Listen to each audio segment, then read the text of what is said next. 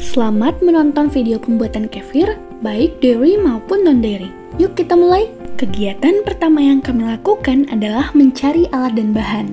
Di sini seluruh anggota tim sangat antusias. Berikut daftar alat dan bahan yang digunakan dalam pembuatan kefir.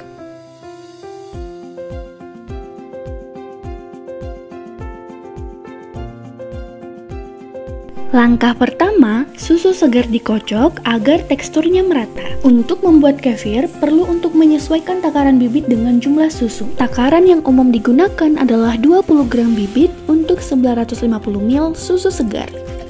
Namun, jika kita ingin membuatnya dalam jumlah yang lebih kecil, misalnya 500 ml susu seperti di video ini, kita perlu menyesuaikan takarannya.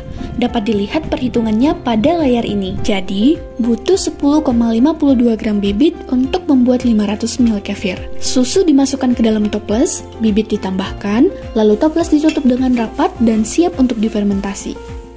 Selanjutnya, pembuatan non-dairy kefir hampir sama dengan dairy kefir.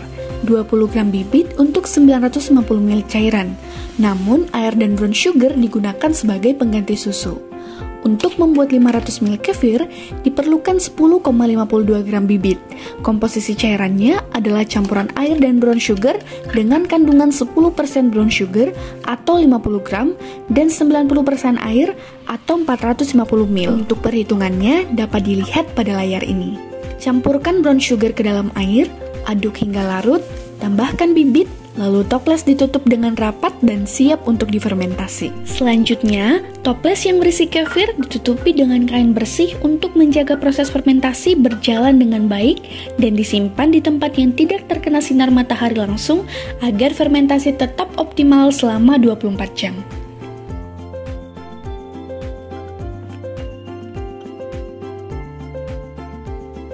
Setelah 24 jam proses fermentasi, dapat diamati perubahan yang terjadi pada dairy kefir. Kefir mulai terpisah menjadi dua fasa, yaitu fasa cair atau whey berwarna kekuningan dan berada di bagian bawah, dan fasa padat atau curds berupa gumpalan putih yang mengapung di atas. Pemisahan ini menunjukkan bahwa proses fermentasi berjalan dengan baik, di mana mikroorganisme telah mengubah laktosa menjadi asam laktat dan menyebabkan protein terkoagulasi. Selanjutnya, kefir diaduk secara perlahan untuk menyatukan antara whey dan curds, lalu disaring dan dipindahkan ke dalam toples lain.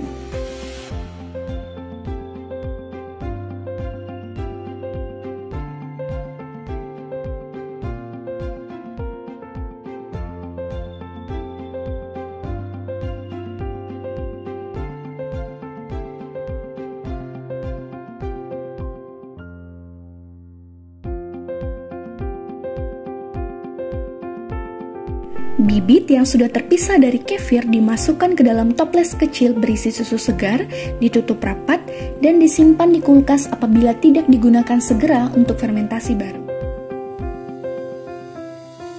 Langkah yang sama diterapkan juga pada kefir non-dairy.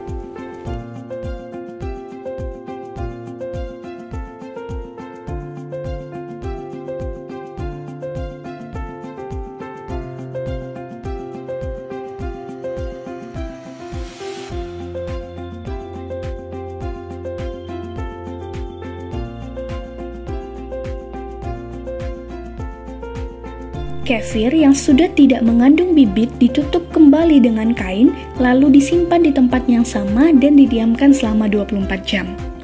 Setelah 24 jam, buka toples, aduk rata, dan kefir siap untuk dikonsumsi.